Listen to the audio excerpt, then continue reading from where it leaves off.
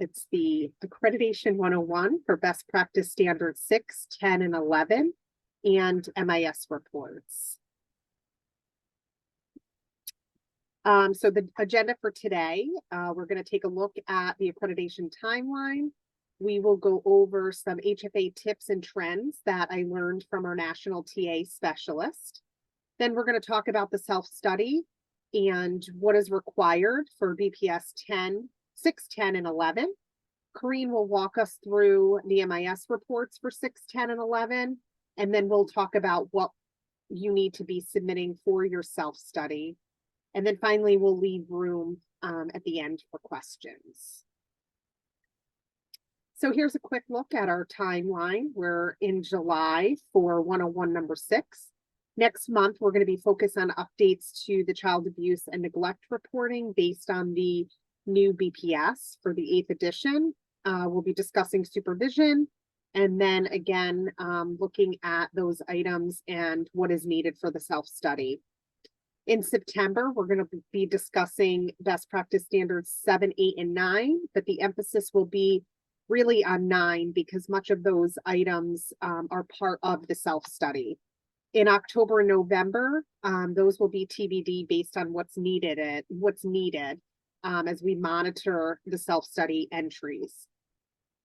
In December, your CA partners will take a last look at your self-study submissions, give you any final feedback, and then all final self-studies are due into the SharePoint to CA on January 5th.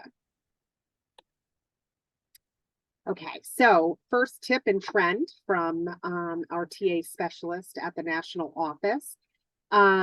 Based on some preliminary findings from site visits that they've completed with the 8th edition standards, the first one we wanted to discuss today is about the policy and procedures. And so when developing your procedures, please ensure that they are inserted directly under the HFNY policies. Some issues that our national office have noticed is that for some sites, when procedures are separated from the policy, it makes it challenging for the peer reviewers to score it because it looks as though the site is missing specific information related to what is required for the policy. For example, in the HFNY policy committee, we use the HFA checklist to ensure we covered all requirements of the policy. But that doesn't mean that the specific procedures have everything. So if you separate your procedures from the HFNY policy, you will most likely score out because you'll be missing some required information. So please ensure that your policies and procedures are arranged in the above format to ensure that they stay together and that all information is included. And so the sample here, you'll see the highlighted section is where the procedures should be entered underneath our HFNY policy. The next slide is just to show you an example of what not to do. So you should not be separating your HFNY policy from your site procedure. Again, it makes it look like potentially you have 2 separate manuals, which makes it challenging for the peer reviewers to review and say that you're in adherence to the standards. So make sure that you're keeping everything together. So continuing on with another tip and trend was the family rights and confidentiality. So some of the peer reviewers noticed that in recent visits, some sites were scoring out because not all bullets outlined in the best practice standards were in the forms that families sign. This is an essential standard for GA3B, so that's the actual form that you're using. HFNY has created a standardized family service agreement and rights and confidentiality form. And so all programs within our system are required to use that form. As of April 20th, 2023, CA had asked that all newly enrolled families sign the updated HFNY service agreement and family rights and confidentiality form. And then for families that are already enrolled in the program, we gave you until August 14th of 2023 to make sure that all of those families are updating and signing the new form to make sure that we're all using the same form. And so this will ensure that everything is needed for both your policy GA3A as well as the forms, which are GA3B. And as a reminder, the HFNY service agreement and family rights and confidentiality form has been translated into different languages, and programs can download those documents from the MIS. So you would go to help and docs, click on paper forms, and then you can search HFNY rights into the search box, and that'll bring you all of those documents. And you can select the appropriate language to download and share with your families. I know we talked in the beginning about doing a deeper dive into the 9s in September. However, this was one that we thought would be helpful to share with you now. So in case you are missing any information, you can update those job descriptions to make sure that they're in adherence. So looking at this one for program managers, one of the things that HFA had shared was that job descriptions did not include all of the bullets that are outlined in the best practice standards. And so that is one thing that the peer reviewers will be looking for, is that you do have each of those bullets listed in your job descriptions to show the minimum qualifications. So programs scored out because they were missing one or more of those bullets that are listed here. Same with supervisor. So all of the bullets that are listed in both of the policy and the best practice standards should be included in your job descriptions to ensure that you meet that standard. So this is for supervisors. And then lastly, for direct service staff. And so I did highlight this section here for infant mental health endorsement preferred. Although it's preferred and not necessarily a requirement, they did share that this was one that seemed to be frequently missing from the job descriptions. And so sites were scoring out because they did not include the infant mental health endorsement preferred. So take the time to check over each one of the job descriptions for each of the roles within your program to ensure that you have all of the bullets that are listed. That's an easy one to fix and update. So, you know, you could start looking at that now. And we will continue to share any trends or lessons learned as we're meeting with our HFA TA person so that we're able to give you that guidance in advance and to prepare for accreditation. Okay. So moving into the best practice standards. So looking at best practice standard 6 in the tables of documentation, most of what is required is in the self-study for our policies. So their best practice standard 6 has 5 policies. And there are some additional self-study items that are related to the MIS reports, which Green will go over, but those reports include 6.3D, 6.5B, 6.5C, and 6.5D. Like with all your policies and procedures, consider double checking against the accreditation tool to ensure that you have all you want and need in your procedures. And if you do decide to update anything within procedures, you must send your updated procedure to your program contract manager for review and approval.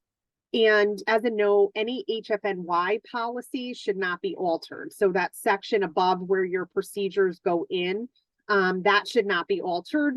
Again, the policy committee had gone through, we made sure that all of the items required are listed out in the policy section. So, you know, just focus on the procedures that we're asking you to input underneath our HFNY policy.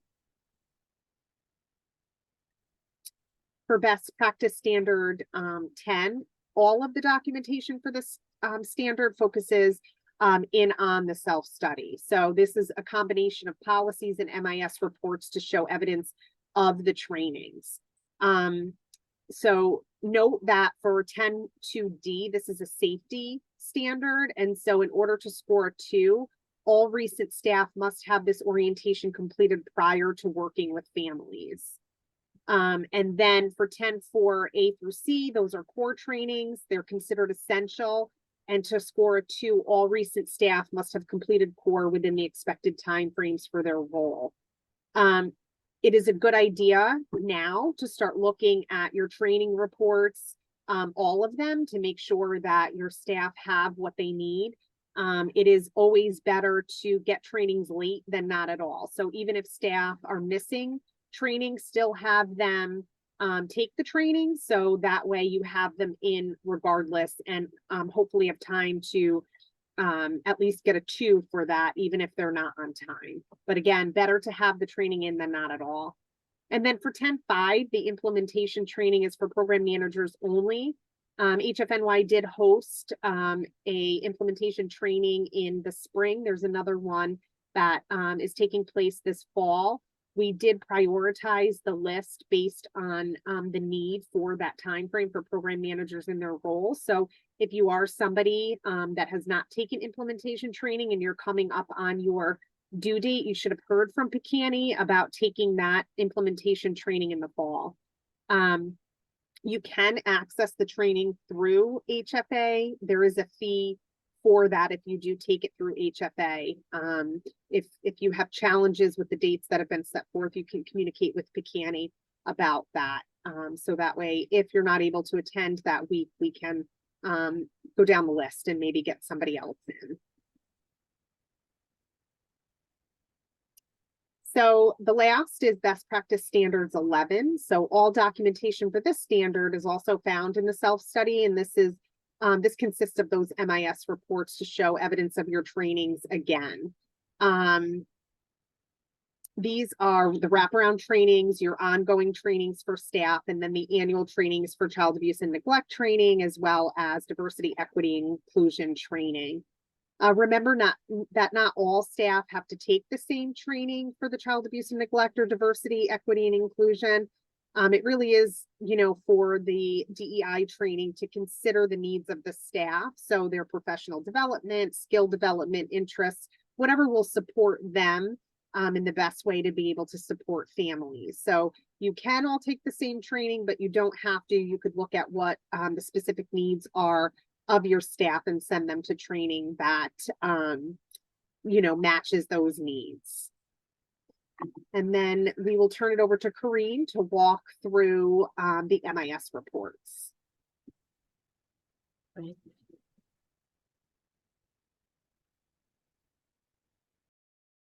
All right. Maybe I needed to hit it again after you gave permission. So Maybe. darn it. And I'm sorry I didn't catch that, That's Allison. okay.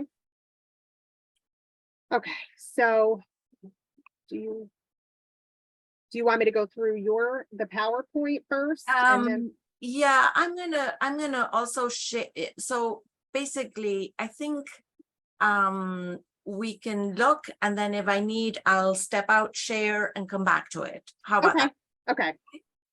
So hi everybody, we're going to be looking at reports, and you know, as Allison mentioned earlier, for the self-study in the 60s, it's mostly or very heavy on the policy side of things, but you'll also need to send reports.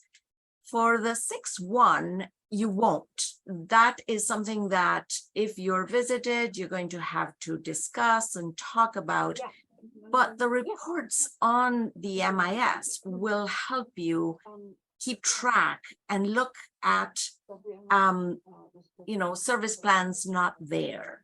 So I'm going to be sharing my screen because I want to go over the 2 different NIMs reports that we have. Okay, so let me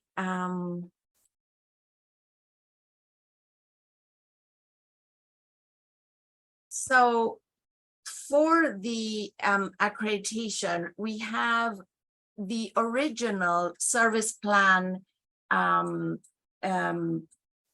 report. You might remember that we started requiring service plans to be in the MIS as of March of 2021. So we used to use this active service plan report, which is a good place to start. You can, you know, run it for, you know, for the past all the way until we changed the policy in February of this year. I ran the report already so that we can look at it quickly, because the MIS in the test site runs very, very slow. So these are all active service plans that you needed to have. And you see here that even though you're doing absolutely, or this program is doing so well, it's not good enough. And why is that? Because there is somewhere a service plan that is missing. So that's why this is a good report to run it, just to make sure that everybody has a service plan. So you can go down and you can scroll to find which is the case that is missing. It's an old case. It's probably, they didn't have a service plan. It's already been discharged. We are going to be running this for recent practice. So I'm not sure that this is going to show when you do this for your self-study, but this is a very good way that you can use the reports to help out. Then the other one that we are using is the one that is under the accreditation. So for this one, again, it is defaulted to a whole year. I usually run it from when we started the one step. So let's say you put in the date from December, and I have it here. I ran it for the last quarter in this case, where we have here a lot that we need to look at. And why is that?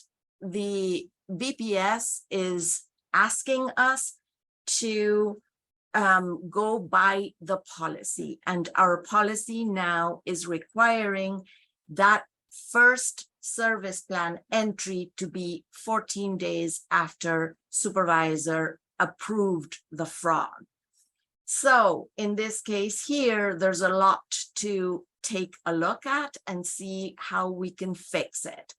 And, hopefully from here till the end of November, when we're going to run this, we're going to have good or recent practice that we can show, because right now we're not meeting. The service plan is not being discussed or started within the 14 days.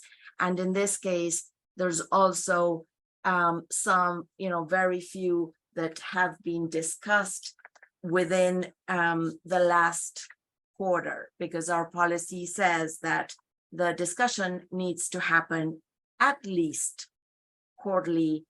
And the way that you could use this report is to go by each one. In the case that the service plan was not entered within 14 days, there's not much you can do with those. Luckily, we have recent practice here. But for the ones that are coming in the coming months, make sure that you're following practice and that those discussions and the service plan is being initiated within those 14 days. And then to make sure that the discussion is happening at least within, at least quarterly. And during this report period, you can go in and make sure that supervisors are in fact checking the in-depth discussion on the supervision form, because it could happen that the discussions are happening, but the data entry piece is lacking, and the in-depth discussion box is not being checked. So this is a good chance of running reports now, looking to see what needs to happen before we are ready to work on that referral, on that self-study. Can you go to the next slide, Allison, please? Yeah, you can, I also just wanted to mention too that this is our QA tool has been updated, and those two reports we are running, if you've had recent site visits. We're running those reports. That'll be something that stays on the QA tool. So just so that you know, your program contract manager will be looking at that as well during your site visits.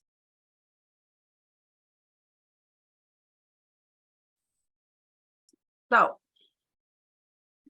the next report also that, oops, Sorry. that's okay. There we go. So this is a 6-2, which is the family goal plan. And again, we had a plan originally to be very, very strict about, asking for PIs and PTs and saying you need 100%. Why is that? Because the policy just says that every or all enrolled families must have at least one active goal at all times. So, and that it has to be reviewed every now and then. And, if we were to run it right now,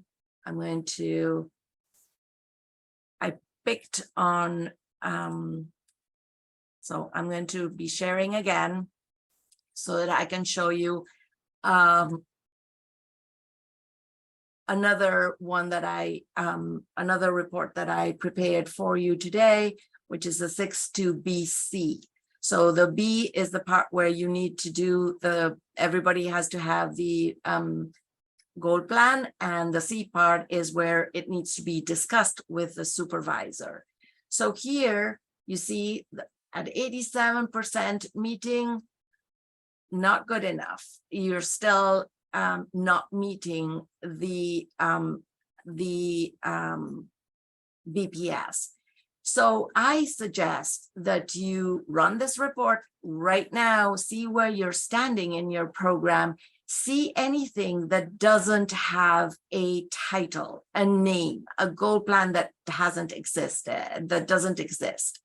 and act on it. See, why is that? Has this family been discharged? That could be. Have they been on level CO and never had a chance of starting one?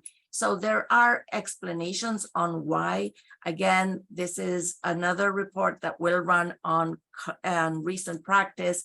So if you take the time to see where you're at, make sure that everybody has it, make sure that your staff has been trained on how to do this.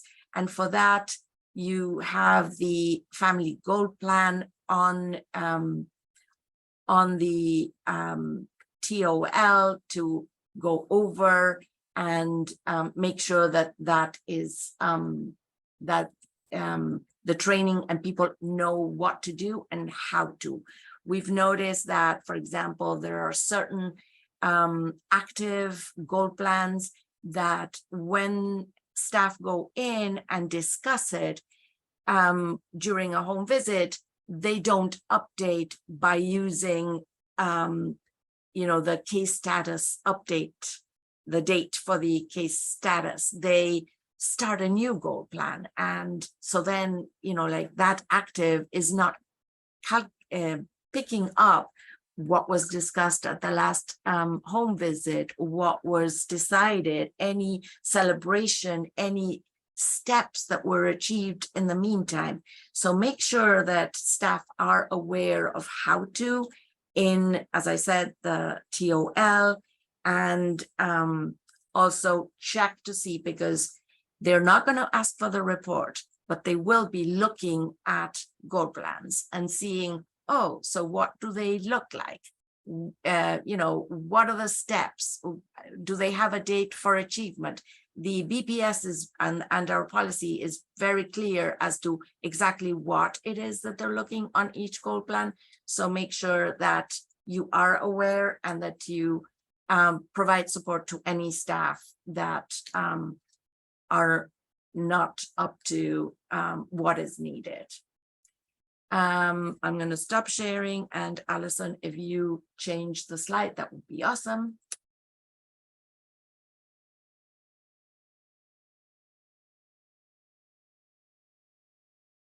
Okay. So now for this, oh, this is pretty cumbersome, right, to do, Allison, I'm sorry.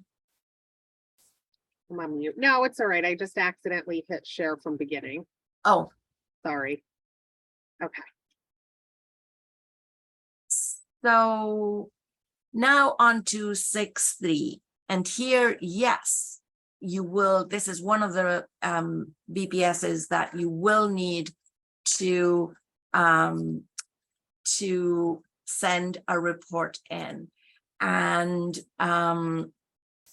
here we have a new Cheers check-in under accreditation observations, which will include all children that are over 12 months as of the start date of the report.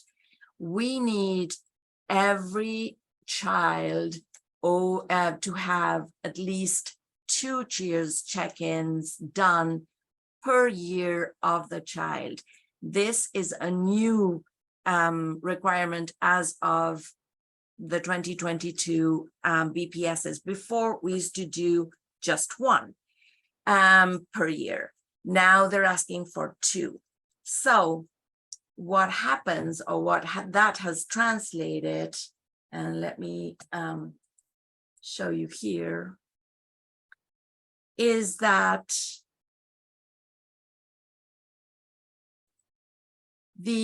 when you run the report, you know, as of the beginning of the month, every child 12 to 48 months, we're going to see that we have 2 scores, the overall and the recent practice.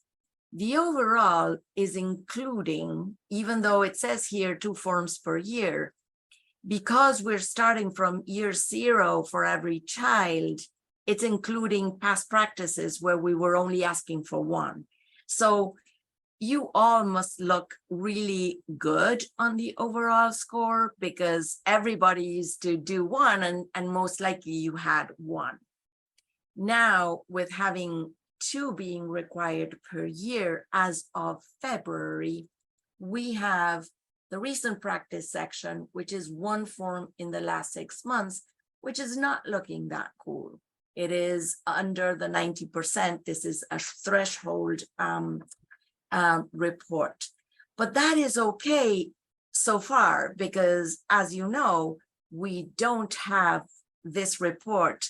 It hasn't been 6 months since we started with the 2 per year requirement. So that means that by September, when 6 months have gone by since the policy went into effect early February, you are going to see this recent practice looking probably at a par with the overall. That is, if you're doing the 2 per year. We added into the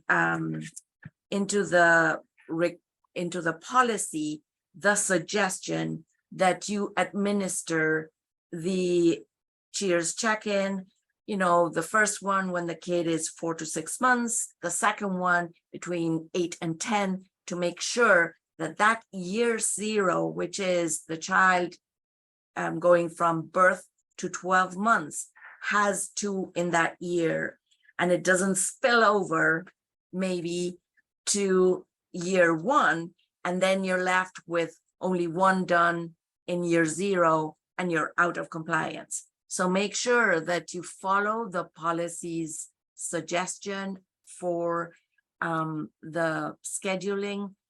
You can use, or you can ask staff to run the FSS enrolled tickler, the summary one, and click on Cheers check-in, and you can do it 3 months ahead, so you know what or which cases will need which interval, you know, which group, and when, by when, with the date. So that's one way of making sure that that is happening. And again, by the time we get to the self-study printing, which we're going to give you the dates to run the report so that everybody has the best looking at data as possible. We're going to have most likely everybody looking as good in the recent practice as they look in the overall. Okay. Now I am going to stop sharing again and get ready, Allison.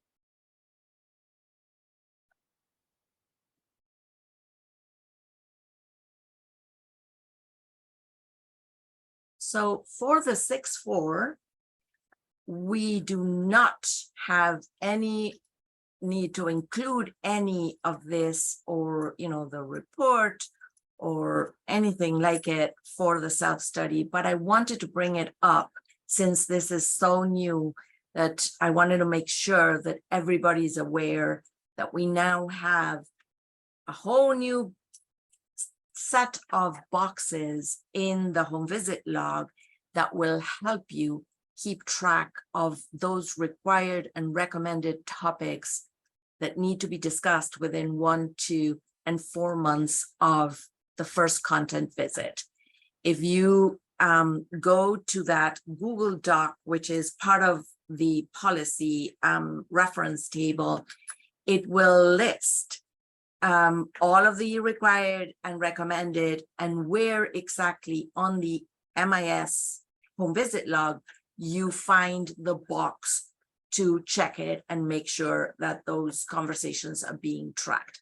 Most of these are things that you were already doing, but we need to maybe tighten up and make sure that those discussions are happening. So when if you're visited, you're being asked to show, it'll be easy for you to pull up cases where they do have those discussions, pull up the report that will indicate that those discussions were had within the different timeframes. And so check it out. The report is already there. Nothing will go or it won't be tracking anything until the 15th of this month. We wanted to make sure that everybody's aware of the different boxes on the home visit log. And we're going to only be looking at enrolled families as of the 15th of this month. Next slide, please. Okay, so this one for the ASQs is nothing new.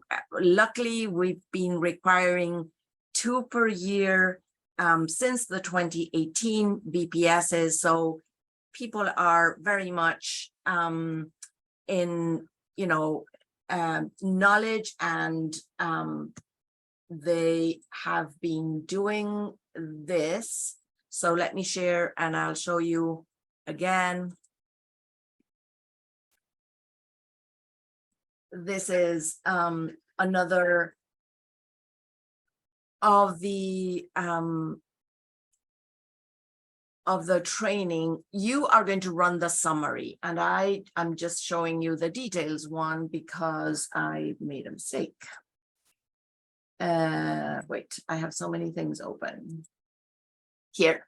So basically, you'll be showing the summary as a report. This is what you'll be showing or sending or including in your self-study, and it's a threshold, and we need it to be anybody who is under 90%, they will be looking at recent practice. But as I mentioned, everybody is pretty much in the habit of, you know, running these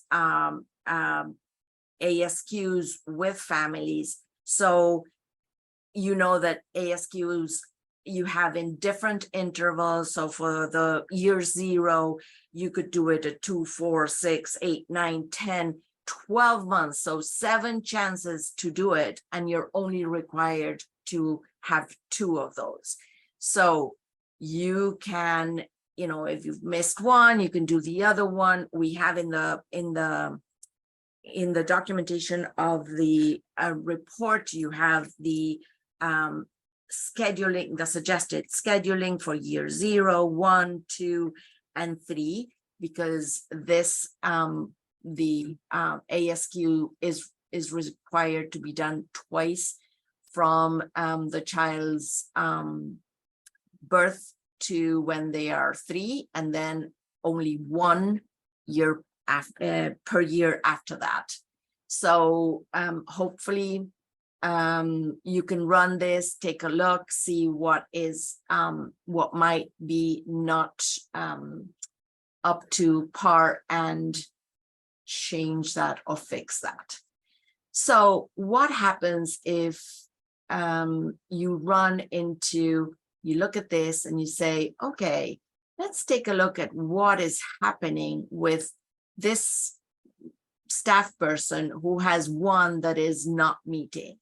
And so even though you have a good percentage, you might, you know, still try to find out what is going on. So in that case, you would go and you would run the detailed report, and you can run it by worker and look for this person or this other person here who has cases that are not meeting, and take a look to see what is going on. Why could it be that they're not meeting, and take measures to try and see whether you can fix any data that might be missing. And lastly, when it says that a child is has a developmental delay, the same thing with the 6-5, you have the ASQ and the ASQ-SE. The ASQ-SE usually is only done once per year, but an important difference with this is that it goes all the way till the child is 5. So make sure that the ASQs are SEs are done all the way till age 5, even though it's only 1 per year, you still need to do that. And if the child is receiving services, you have the option, or, you know, like they're not, it's not developmentally appropriate to request that screen done to parents, then you can indicate that on the form on the MIS, and they will show up in this, no, not this one. Hold on. I have so many open that I might have to go here. This one. So here we see that we changed. We worked for a new report to come up, which we think is going to make things so much easier for you. Before, we used to look at the history and look at everybody who had had a referral made, and it was like cumbersome. Now we have a whole new report, which is called the 6-5D Developmental Delay Tracking and Follow-up.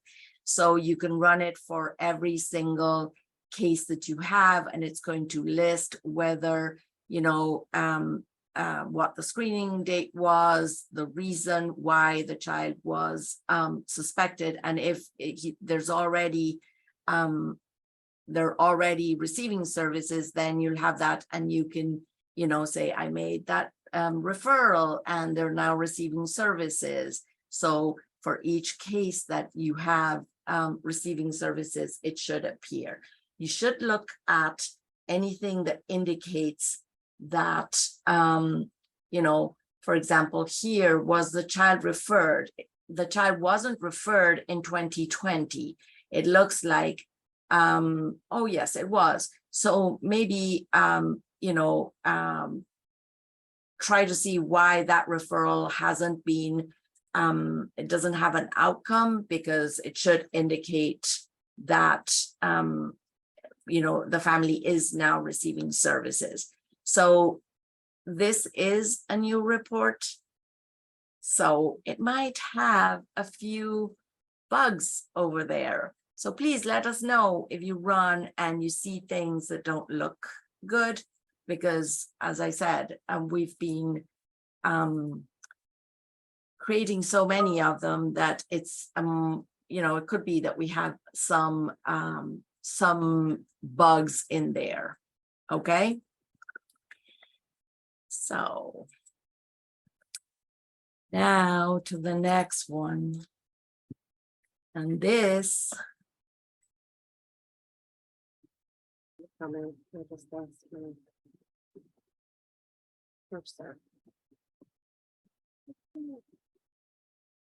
and this is referring to the 10s and 11s. And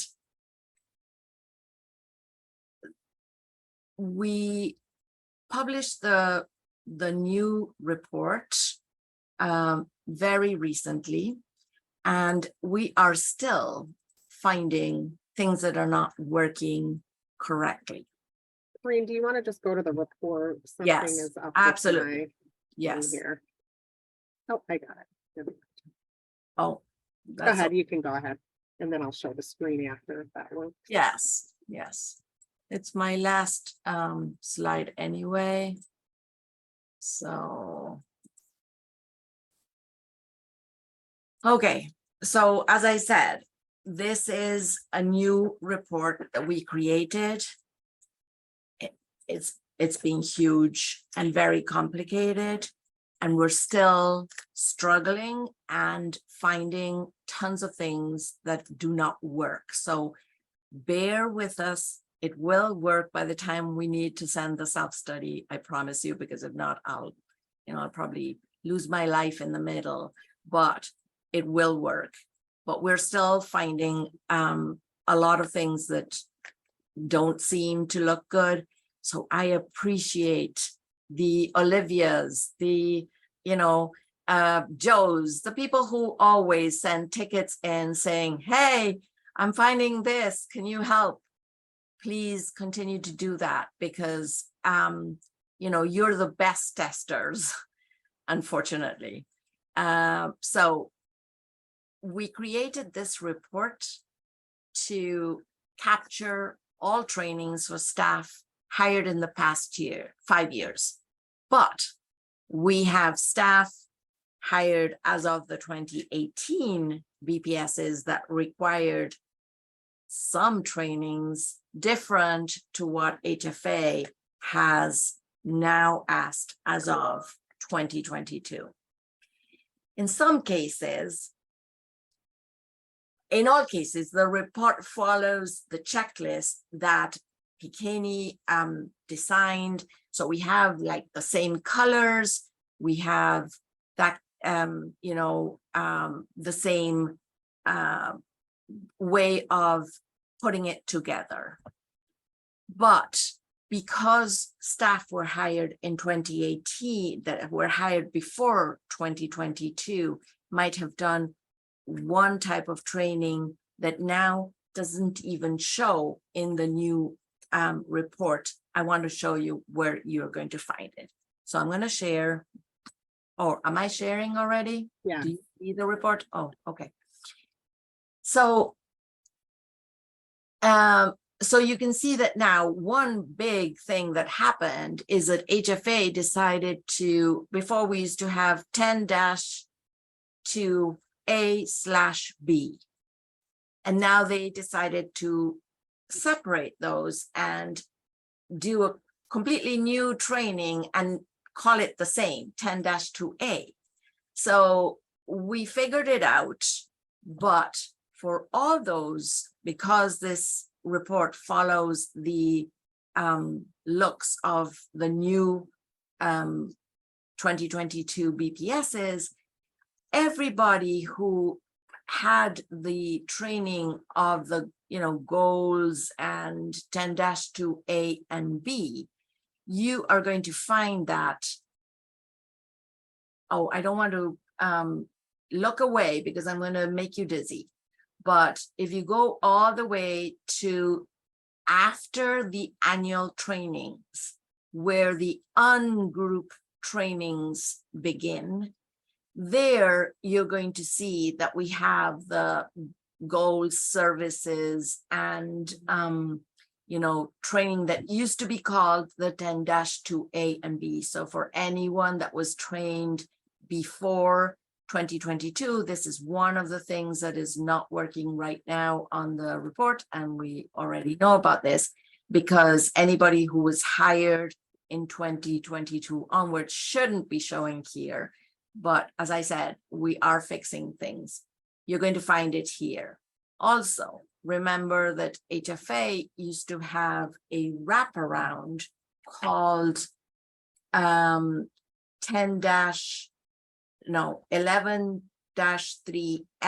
That used to be the, I'm going to make you dizzy again.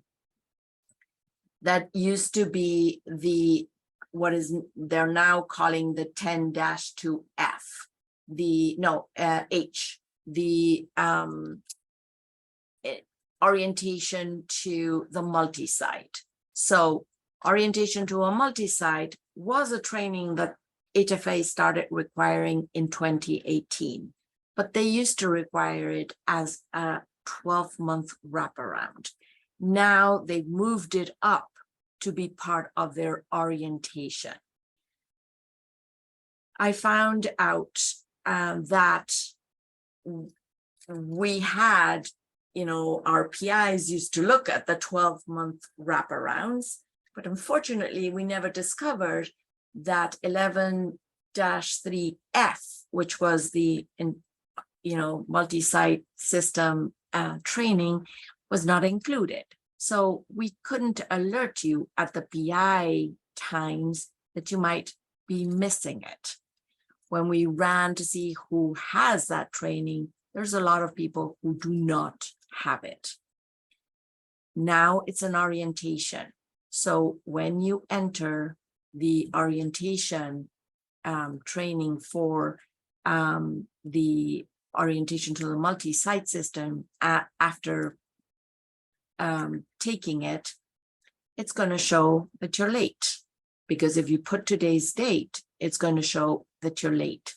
If you were hired more than 18 months ago, you're fine. You're going to get a 2. It's going to indicate as late. If you were hired within the past 18 months, you're going to show as a 1, but no problems, because by the time we need to send this in, everybody should be getting a 2. That is, everybody, as Allison said, needs to take the training. If you've taken it before in the past, you remember, I did this wraparound, never entered it. You might be able, if you have the date and the proof that you took it, you can enter a past date, like in 2020, using the 11-3 code, because it was a wraparound then, and you'll be fine. But for people that were hired at the end or close to the end of 2021, they never got alerted about the 12-month wraparound because the training changed as of January 2022. For all those people, just go enter the training with today's date. You will get a 1 immediately, but by the time we get to in a couple of months, that staff person will have been there for 18 months, so they'll get a 2. You can find out who is missing things by using another report, which is the required topics. So if you look at the required topics and you see, okay, this person who was hired in September of 2022 is still missing the quick start.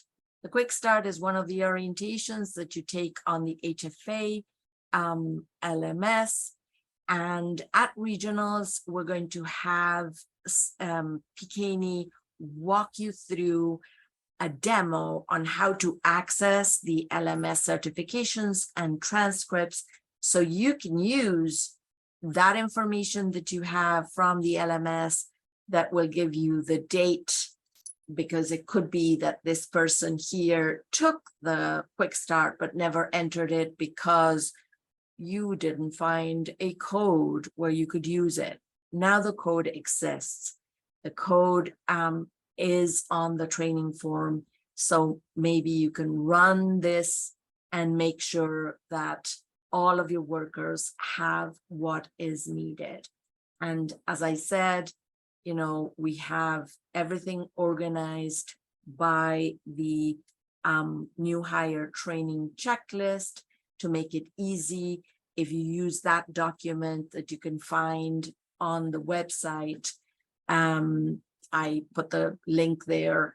That document, that PDF has every code needed to enter the training in the correct place. And even if it wasn't done in the time period, if it's done, you'll eventually get a 2. So you are better off having the trainings than not having them at all. So again, for every wraparound, the same thing happens. The 12-month wraparounds are there. And then we have these annual trainings that you need to happen. And again, here we have people that were hired some, you know, years ago, and that they're appearing as not having it. If you have, you know, proof of having taken the annual trainings that are shown here as you missing, make sure to put it in. You have here because it's an annual one, even people that were hired, you know, way back in the past, they will need it every year. So you have the list, the date required where you need to take it. So as soon as, you know, you still have time in this case, because you don't need it until March of 2024. So they will appear as not having it just yet, but as soon as you prepare, as soon as you have it, you will. Again, if there's anything that we're going to be fixing this, so you know, don't worry all that much about that. Then another big explanation is the curriculum training. Most likely all of you were you know, trained on GGK, most likely, but if not, make sure that the GGK training is entered with the correct code into the MIS, so that you don't have people missing any of the GGKs or the PAT trainings. And then, you know, this is another thing that we found that wasn't working, but I think that it has been fixed. If you're not a program manager, you shouldn't be receiving the CA program manager orientation. So if you see that that is not working, just send a ticket in. And I've already done that, but maybe it's still not fixed. Okay. The good thing about the self-study, I'm going to stop sharing, is that you will be able to run it for each staff person. So it'll be easy to send those reports in when you need to. So that was it for me, Alison. I know that you have a slide going forward. Yeah, I just didn't know if there was anything on here that you wanted to just take a peek at, because I know I couldn't bring it up before. Was there anything on the 10 and 11 trainings that you have listed here in the slide?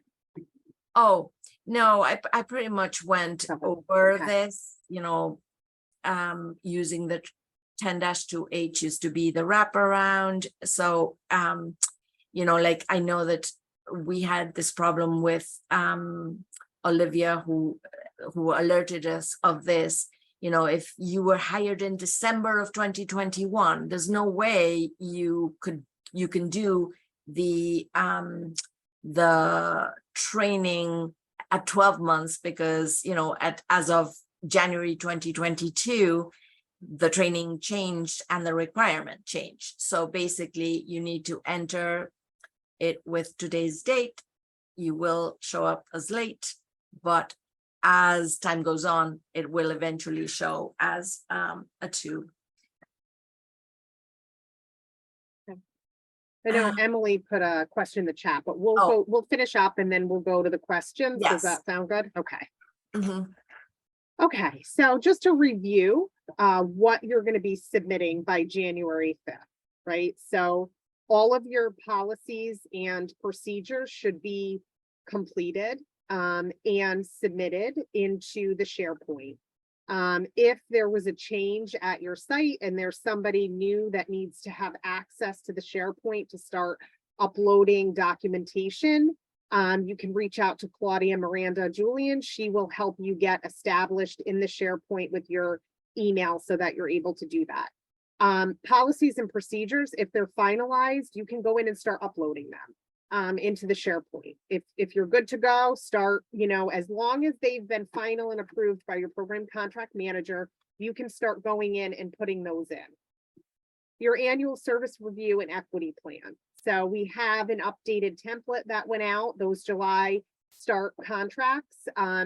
They will be able to take a look at that most recent ASR template. And so once you've completed your ASR and equity plan, you can go ahead, once that's been reviewed and you've gotten feedback from your program contract manager, you can go ahead and upload that into the self-study. If you remember, the folders in the self-study on the SharePoint are broken out by policy and procedure, annual service review and equity plan, quarterly reports, MIS reports, and personnel. And so go into there, there's specific going back to, and we can make sure maybe moving forward, we add a slide to remind you of what those folders should, not folders, but what you should name your like policies and procedures, just so that it's easy to identify what they are. In previous 101 sessions, that has been included in the PowerPoint. Like we give you some instructions on what to name certain things. And so we can make sure moving forward that's in all of them so that you can just refer to the PowerPoint for that. So once your annual service review and equity plan is done, you can go ahead and upload that into there. We're going to ask for you to upload all of the last quarterly reports, the most recent 4 quarters. In the best practice standards, there's certain items that have to be monitored quarterly, and we've updated the quarterly report template to reflect that some of those sections where you do need to speak to things quarterly. I know not all of your quarterly report templates at this point will match that, but I did put on here the list of what that will look like for each contract. So for example, for those July start dates, you're going to upload quarters 3 and 4 for the 22-23 period. So your 3rd and 4th quarter. So your 4th quarter that ended as of July 30th. And the quarter before that, those, once you're done, you can put those quarterly reports into that folder. And then for the 23-24 period, so starting now, July 1st, the 1st and 2nd quarter for your quarterly reports can go into that folder. And then you'll see for September, what that looks like, October, December.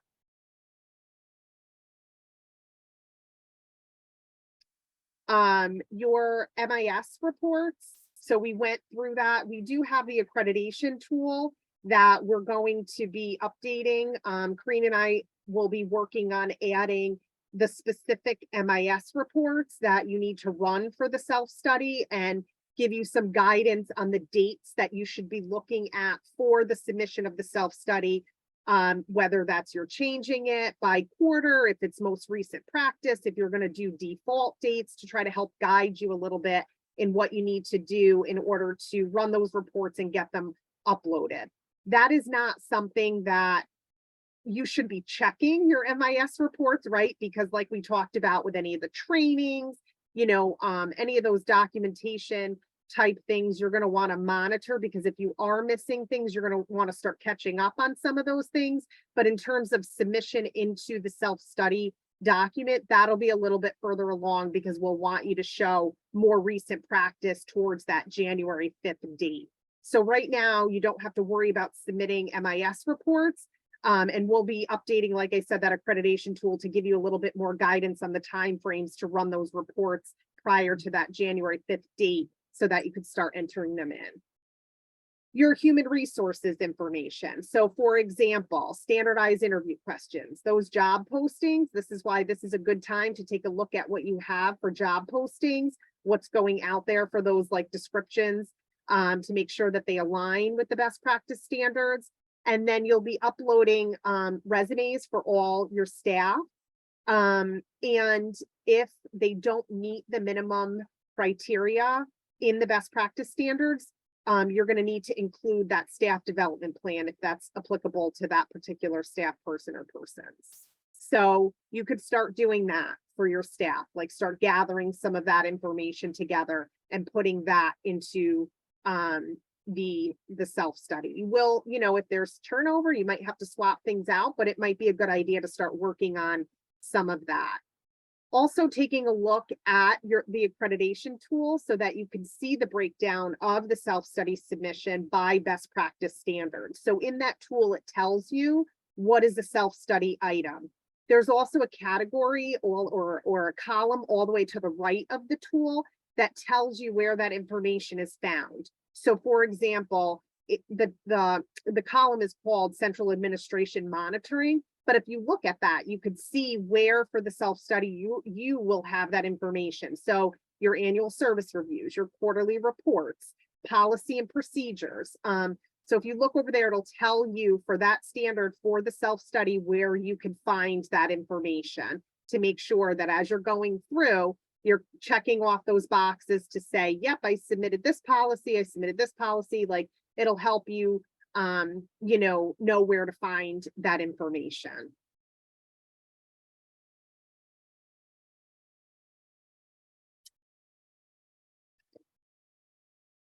And again, if you update any of your procedures, please send to your program contract manager to be re-reviewed and approved.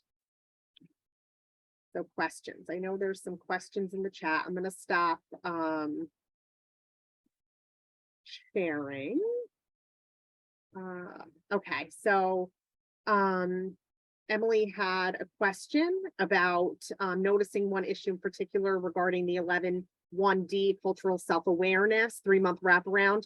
So was this requirement on the Buchanan training checklist prior to the most update this year? She had someone that was hired in 2022 and it shows her missing that wraparound, but she doesn't believe it was on the training list.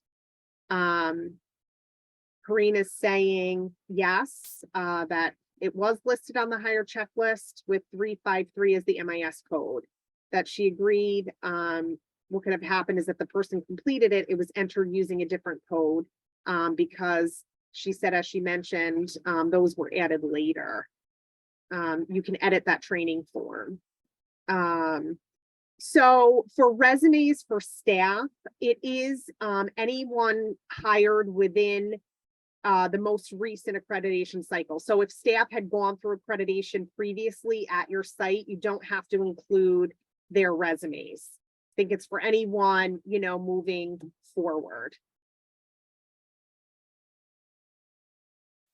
So would that be from 2018 onwards, just like Yes. the Yeah.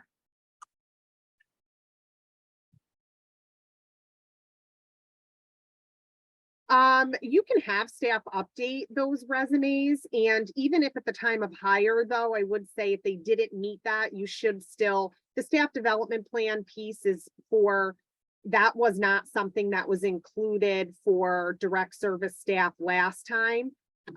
So, but I would still include that if that, you know, for staff that didn't meet it, if you developed a staff development plan, you should include that along with the resume. But it might be good, like, in the situation where maybe that was part of the self or the staff development plan. And so now their resume will reflect what they did more recently to come in line with that. I think that you can certainly have them update their resume to reflect that.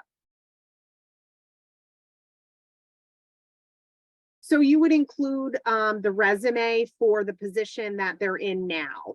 Markia asked a question about staff who were promoted during the time frame. So it would be the resume for that recent position, whatever that promotion is, because that's the role that they're in at the time, right? So we would want to see the resume as of the role. If they were promoted to supervisor, what is that supervisor resume? Because they'll include that they, you know, in that resume that they were a home visitor or whatever that position, or they were a supervisor, now they're a program manager, to reflect that as part of the qualification. So you want the resume that for the position they're in now.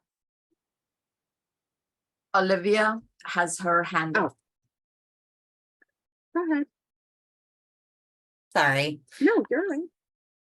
So this question is more for Corinne. Looking at the trainings report, I just had a question about, I think actually Emily had the same question with the cultural wraparound training. Yeah, check to see whether you can edit the, if you entered it before as something else, check to see whether it might be that. If not, can you send a ticket in, because there might be something that isn't working.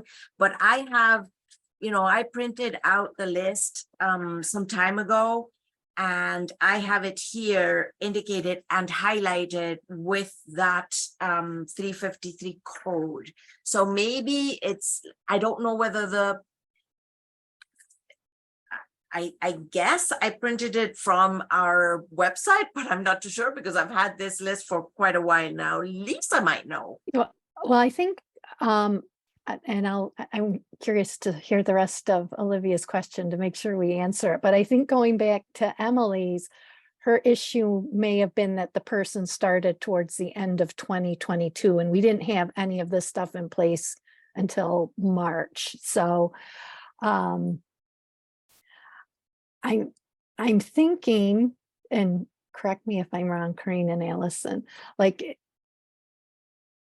if the things weren't in place until March, if the people take them now, we just want to make sure they have them, even if they're late, get them in now if it's something that they didn't take.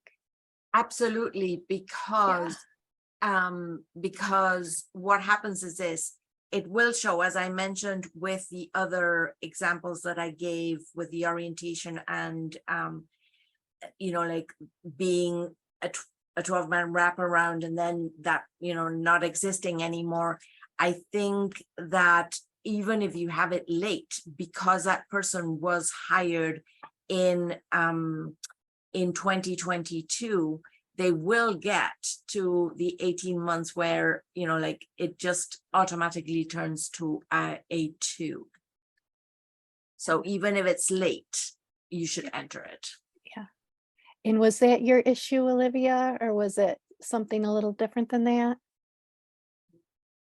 I think it's a little bit different. I just ran it again right now. So I tried with the correct codes for the cultural training, and it's still coming up as not meeting. Okay, so, you know, we might have to, we might need to work on specific trainings and make sure that they do work, because, you know, as Emily's saying there, she was hired in 2020, October 2022, we might not get enough time. So please send the tickets in indicating, and we'll work on this issue with the IT people and see whether we can fix it.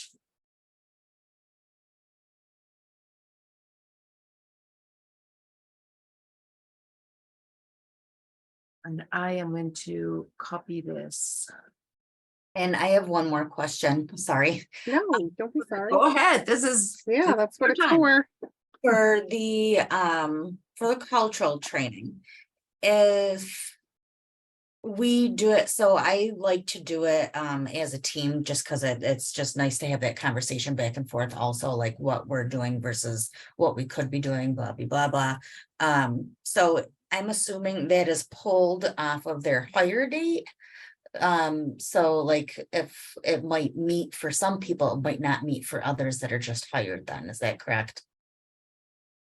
Yeah, it pulls from higher date. Okay. But if you do, so what could happen, and this would be an ideal world, is that you look to see when the person that is, coming up next as meeting it, and decide that you're going to make it that day. And so everybody else afterwards has it the next year, on the same date kind of thing.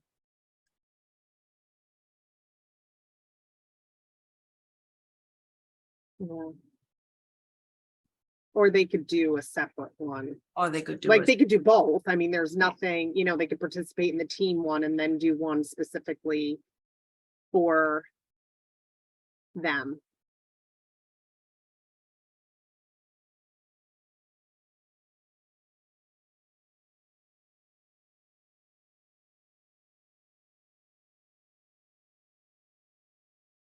What other questions? Has everyone had an opportunity to go into the SharePoint and take a look? Has anyone uploaded? Any issues with uploading? We did do a little demo last time on how to upload, so just wanted to check in if there were any issues with that piece.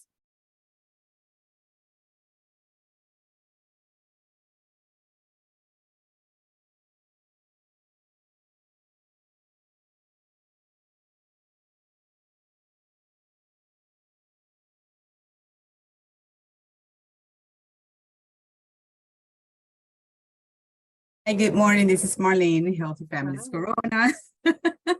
I've been putting my my approved policies a little intimidating because this is the first time, and as you know, I'm a new, well, let me say new in this process, but a little intimidating, but very organized. I think it helps me like to keep a track of what I need and which policies are approved, so I don't get messed up with the ones that we're working and the pending ones. But it was pretty easy for me to put them there. I try not to open it that much because again, it's very intimidating for me, but I know that I have all of you in this process. But yes, it was easy for me to put them so far. And that's why it's good to start with the policies and procedures, because those, you should have several of them in that finalized stage. And so you can add them as soon as they're approved. And then it's like one less thing that you have to do later on. If you start to get those into the folders, it's one less thing that you have to think about. Yes, exactly. One thing that I want to ask, and maybe I don't know, because it's been lately so much to do, and maybe I'm missing that form, but the accreditation tool, that is in where? Just direct me a little bit because I'm a little with that. So it did go out in an email from Melanie Schrey had sent it out to all during the last accreditation. It should be on the website under accreditation, but I'm looking and it's not there yet. We are going to make some changes to it, Marlene. We can send it to you or we can resend it out, but just know that we want to update it a little bit. Like we talked about adding those MIS reports timeframes to run reports, but it doesn't mean that the one right now you can't use. It's good to start looking at those policies, checking off, like you said, which ones you can start uploading, looking at what other documentation that needs to be included for the self-study that you could start uploading into there. And then Karina and I are going to meet later this week to talk through the MIS reports. And so we'll get that out to you updated so that you have that. Again, those reports you're not going to run till a little bit later down the road, as we get closer to that submission date, right? Because we want to show the more recent practice. Some of the reports are still catching up with, changes to policy and practice. And so we're going to wait a little bit to run the reports for the self-study, but, we'll provide you that information in the tool so that you have Okay. that to reference. Yes, if you send me the one that you have now, Yep. I'm gonna appreciate that so I Yep. can get a little familiar and less Sure. nervous. Yes, you got it. Thank you. I just forwarded it to you, Marlene. Oh, thank you. Thank you so much. Sure.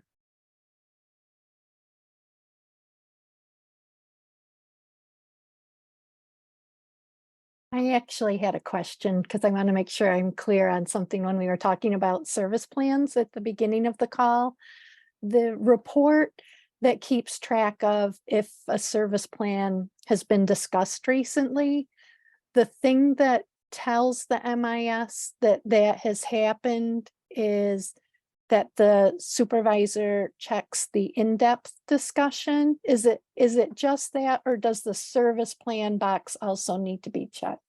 No, what happens is that the report goes by whether it has been discussed in depth Okay, and at least quarterly. So that is, like you could, in every supervision, if this is a high risk, intensity family, you're probably discussing that more regularly, but at least within the quarter, you need to have that in-depth checked so that it appears as following policy. okay, thank you.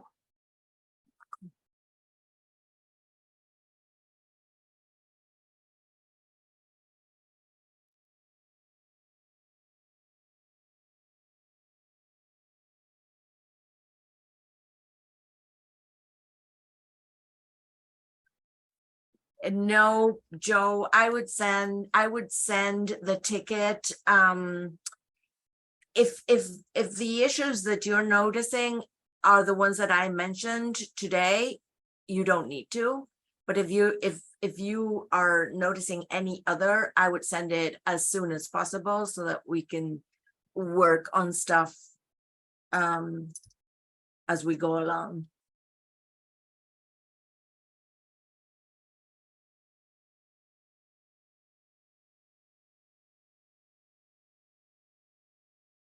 We're counting on you all because we do the testing, but you're the experts.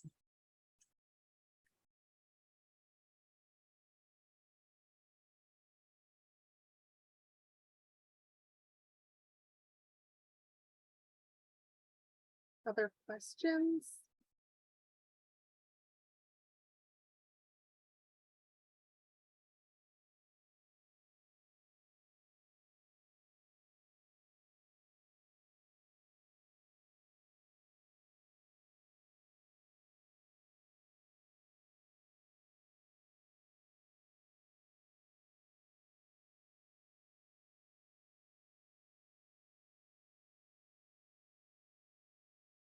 I have a quick question.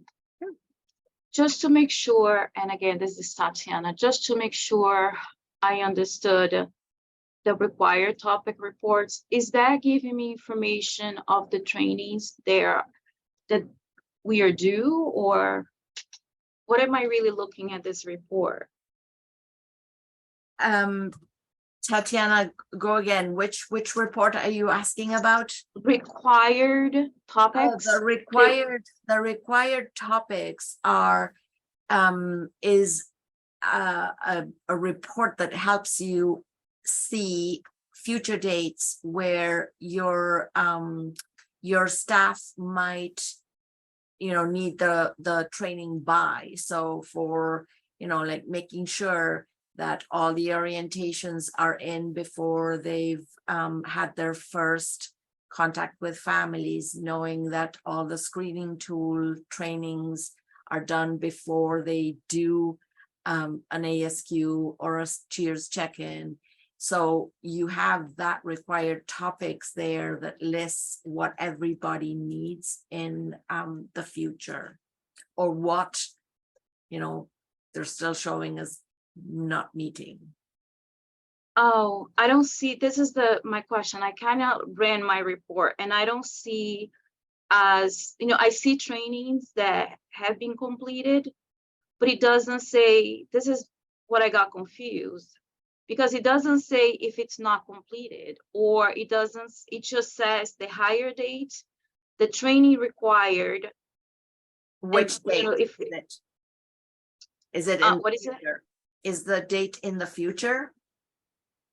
The date for the training, no, it's actually in the past.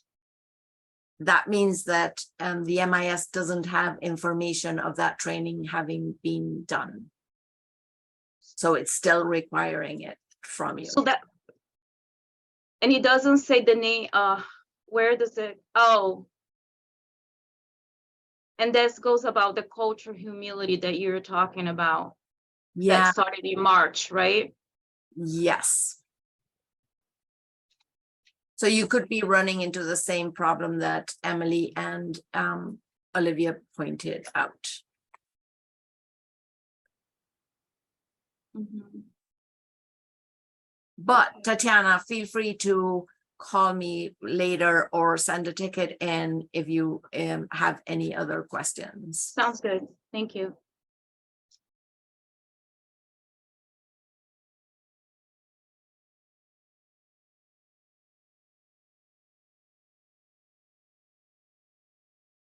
Other questions?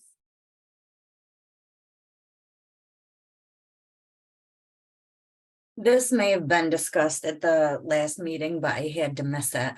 I can't remember which policy it is. I want to say it's 4. But for the levels, the different copies that we had, have we decided what we want to do with that? You mean for like the So the in, sign- go ahead. the level change forms that like staff sign, family sign? Is that what you? So when we were in our office hours, we all had different versions of the form that were approved. So one of them said that families had to be a level 4 before they graduated. Oh, the policy. Yes, sorry. Yeah, so there was an update that went out to all programs. I want to say it was back in May. We did update those that policy back then to include level 3 and 4. We will, if we haven't already, because now I can't remember if it's something that's on the regional agenda or it was something that we talked about. Maybe I'm trying to think.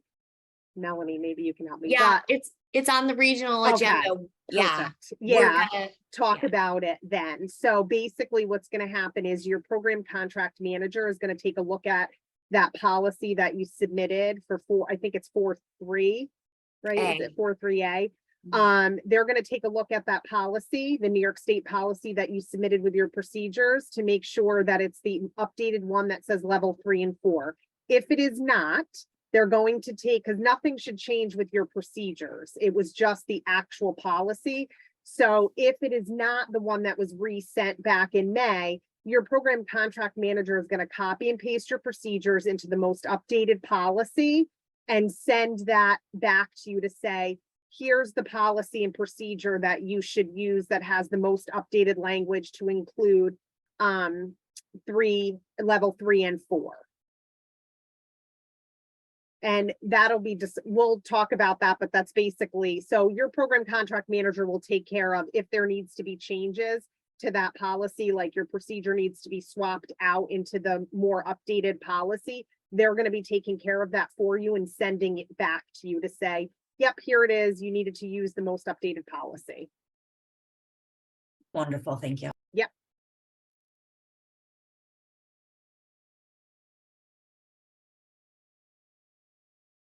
We talk about things and I'm like, wait, when did that happen? When did we talk about, when is that? There's so much, there's Yeah. so much, so.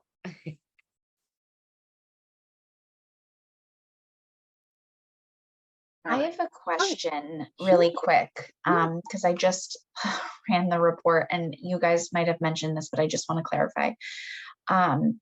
So we have staff at our site who have come from other sites, like I'm one in particular, and a lot of the training and orientation that I did was at a different site.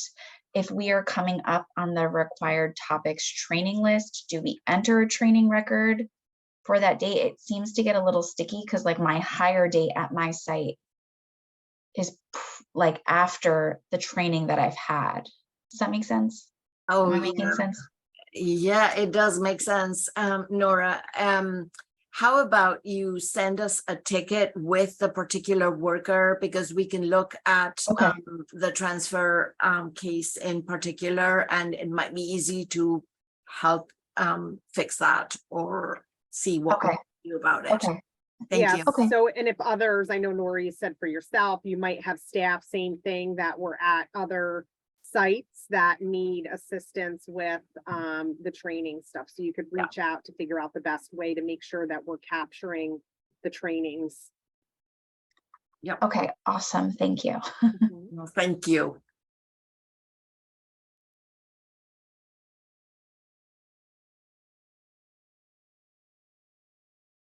We still have time for questions. I am gonna go. So if you do have questions about setting up your Outlook account to be able to access SharePoint, you can reach out to Claudia. Her email's on the slide. And then if you have specific questions about interfacing with SharePoint or uploading, you can reach out to your accreditation OCFS program contract manager. They can assist you with, taking a look at that, or if you need some. We did do that little demo last time in the 101 session, but if that's something that you're having trouble with, you could do that in your smaller group. We can show some samples of how you can go ahead and upload things into SharePoint if you're not familiar with that.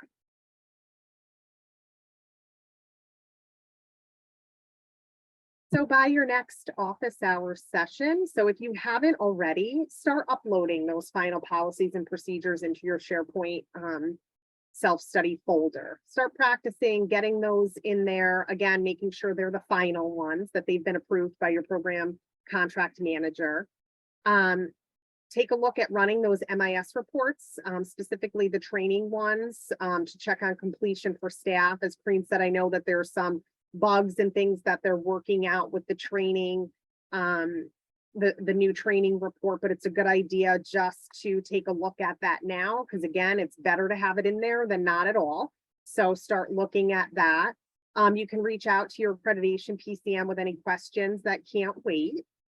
And then if you are getting those doodle polls, emails, phone calls, etc., if you could respond to your accreditation PCM to make sure that, if you are able to, that you are included in those meetings to be able to communicate good days and times and things like that. And then, we're starting into the new contract periods for all of our contracts starting this month in July. So making sure that your contract dates are updated in the MIS is really important, because that impacts all of the reports that you're running. So you want to go into that program information form and make sure those contract dates are for your current contract period. So again, anyone who has a July 1st start date, 10 days ago, it was a new period. So you're going to want to go in and make sure that you change that to reflect the 23-24 contract year.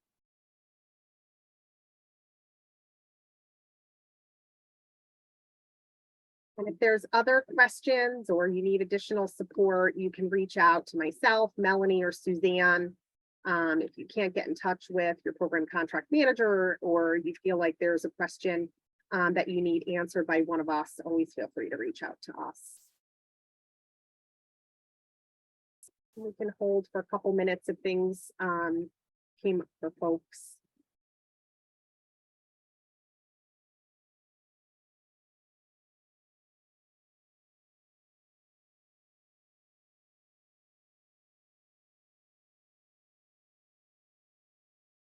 All right, if not, that concludes. We'll make sure that The PowerPoint is up on the website, the recording.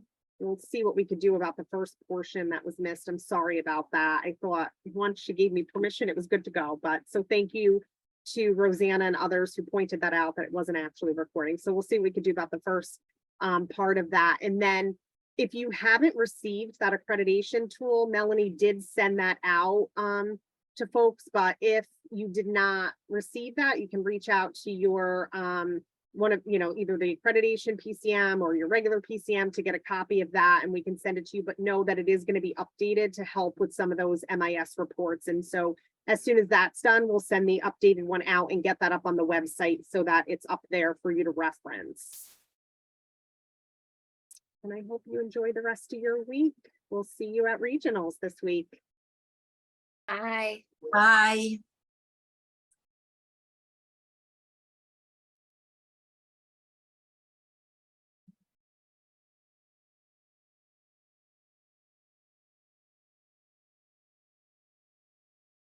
Allison, Yeah.